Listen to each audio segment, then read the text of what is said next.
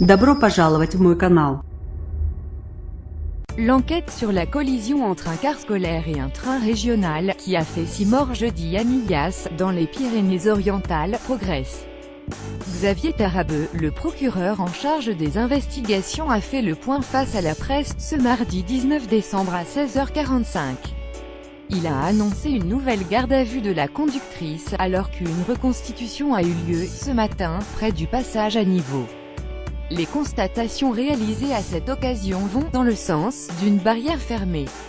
Les zones d'ombre autour de l'accident entre un car scolaire et un train régional, qui a fait 6 morts, jeudi à Millas, Pyrénées-Orientales, commencent à se dissiper. Après une reconstitution sur les lieux du drame et une réunion d'information avec les familles des victimes ce mardi 19 décembre, le procureur en charge des investigations a fait le point devant la presse à 16h45, à Perpignan. Il en ressort plusieurs éléments nouveaux. D'abord la nouvelle mise en garde à vue de la conductrice, une mère de famille de 46 ans. Sa première garde à vue, prononcée vendredi, avait été rapidement levée en raison de son état de santé. Des traces en bas du bus, à peu près à hauteur de la barrière. Les constatations matérielles vont plutôt dans le sens d'une barrière fermée, a ajouté Xavier Tarabeu.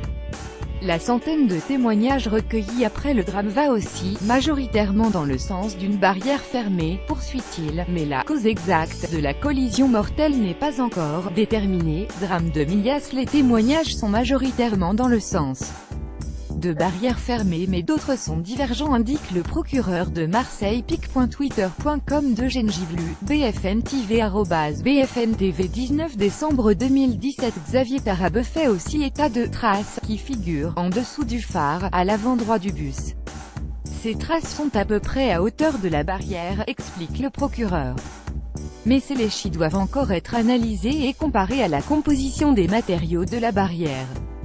Nous avons constaté cela, pour autant nous n'avons pas pu entendre la conductrice sur ce point pour savoir si c'est des traces qui procèdent d'un autre accrochage ou autre, a-t-il précisé. Le procureur en charge des investigations s'est voulu prudent. Aujourd'hui, on ne peut pas tirer de conclusion, on ne peut que constater un certain nombre d'éléments matériels. Pour autant, il faut que ces indices puissent être confortés dans le cadre d'expertise puis confrontés aux témoignages.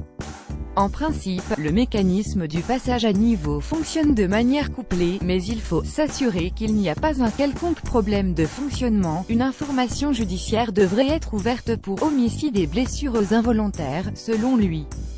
Le bus circulait à 12 km/h de son côté, et la conductrice du car, une quadragénaire mère de famille, a toujours assuré que les barrières étaient levées lors de sa traversée des voies. En revanche, le conducteur du train a affirmé que les barrières étaient fermées.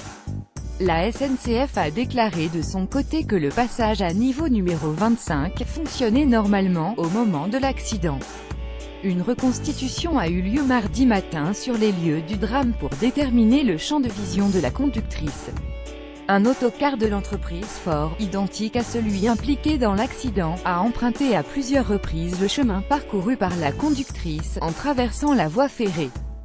Plusieurs enquêteurs avaient pris place dans le car, avec notamment une caméra pour reconstituer le champ de vision de la conductrice, elle-même blessée, au moment de l'accident. Un drone a réalisé également des prises de vue. L'examen des disques enregistreurs a montré que le bus circulait à 12 km/h. La vitesse du TER était de 75 km/h sur un tronçon où la vitesse maximale autorisée était de 100 km/h, selon le procureur. Mardi soir, le pronostic vital était toujours engagé pour 5 enfants.